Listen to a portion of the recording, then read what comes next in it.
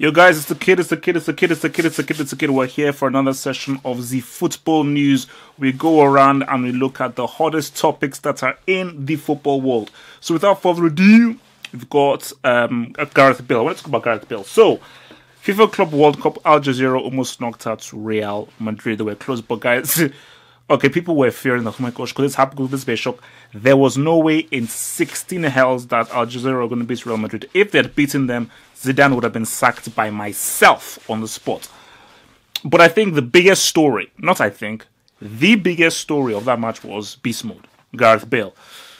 Before the game, there's a lot of talk. He's going to get sold in January. He's a waste man. Isco has taken over him. He's going to go to Manchester United. Too many injuries. He's no longer Real Madrid quality. It is the end for him. I was even calling for his head. What a way to answer the critics, by scoring the G that takes your team to the Club World Cup final and also having a very good overhead scissors kick that almost made it 3-1. That was important. Well, what beast mode did, that was important. I think beast mode was reminding guys like, wait a minute, I'm still a factor, because I think once we'd be talking about Real Madrid up like Morata and James, you can't call on those two guys. Because Lucas Vazquez is really ready. Benzema is trash. Cristiano, we know he's just a pure goal scorer. He doesn't give you anything more than that. The whole feeling is, okay, what's the other dimension? And then just seeing Bale, because I told you, Bale at his best is one of the most effective football players on the planet. That's again, at his best, he's one of the most effective football players on the planet, because he can do things that Cristiano can't do. Benzema can't do anything. He can do things that Lucas Vazquez can't do. He can even do things that Asensio can't do, because beast mode at his best, which is a very rare thing based on his injuries, but beast mode at his best is Real Madrid's most effective player, because he's a guy that can score from 40, 30 yards out. He's a guy that can score with his left foot, his right foot.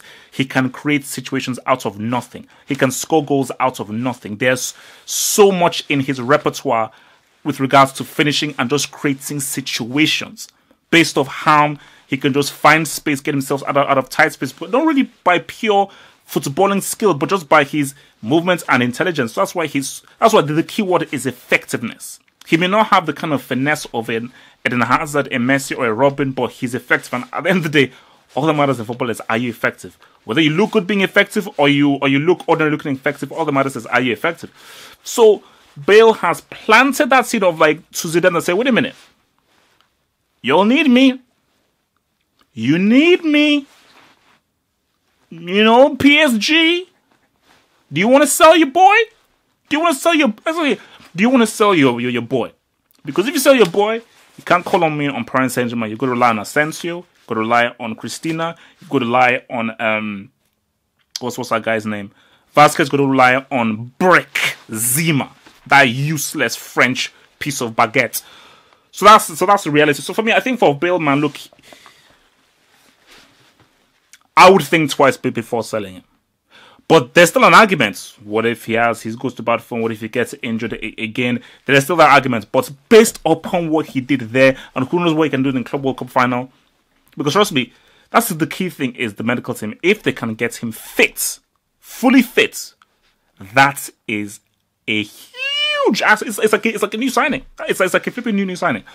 Let's talk about shares. So, guys, it's been doing the rounds. So after Arsenal's unfortunate draw with West Ham, the main point of concern that a lot of Arsenal fans have been talking about is Sanchez. Remember, it wasn't all long ago, maybe it was last season or a season before, where Sanchez was this guy. I was arguing for him as a top 5 player, as in this guy was easily better than Eden Hazard. That this guy was a guy who I said, no, this is my guy, a flipping bulldog. From that to, he's not. I told you, I'm about to remove him from tier 3 in my ranking. Like, it's sad, his decline. You know, because Sanchez now is a guy where you're not effective at any point. You're not doing anything to positively influence the game. Your footballing mannerisms are very obvious. So if I'm a defender, I know you're going to try and cut inside and put a ball in with your right foot. I know the kind of step overs you're going to do. I know your dribbling patterns, and hence why for Sanchez it's like it's not really popping up for him. And I think it has to do with two things. I do believe that Chile not qualifying for the World Cup definitely would have affected him. But I think more so it's that coupled with the fact of he doesn't want to be at Arsenal. You can see he's really getting very frustrated when a pass goes and his teammate doesn't really control the pass, doesn't make the right decision when they receive the pass. When he puts in a cross or a pass of himself, the right one isn't made. You're seeing his frustration. And that frustration is like, I don't want to be here. So we look at January because we said before that, okay, that Sanchez and Ozil they needed for us to try and get into the top 4. January is about a few weeks away. If I was Arsenal, as of right now, I am tapping up another attacking player that can fit into my team. I'm tapping them up. So I'm going to the Bundesliga. I'm going to the French league. Perhaps you're looking at what's the name of that guy? Is it Fekir or something? The Leon guy who I think even Arsenal were looking at. I'm going to the Bundesliga, looking at some of these young German boys. I'm saying to Timo Werner, what's up? Did you have a talk? Looking at some of the boys from Schalke, and I am saying, all right, Sanchez. We're happy to sell you. If you want him, we can sell him for 20, 35. City may not even need him anymore. Juventus would probably want it, and you get that money. You fund it for another player who is ready and hungry to play for Arsenal because I don't think Sanchez will help Arsenal get top 4. I think Ozil still will, somewhat. Because for me, his body language just is there. I mean, he still loves the game and his love for the game will never change, but I see things, as in, you cannot defeat the ISIS, and I just see a player who is like, man, I want to step off. I want to step off. So that's my thing.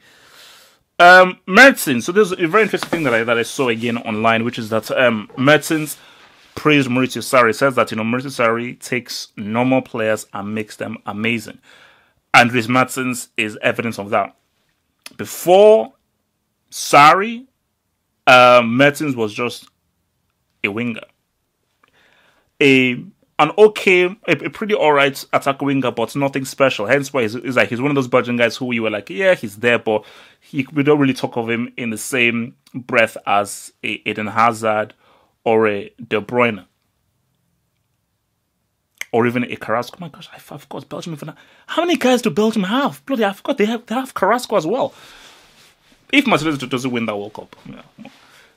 But Mertens, I mean, over the season, especially last season, has completely transformed. He has been a revelation. He has arguably, well, no, not arguably, he has been the most improved football player on the planet in the last year.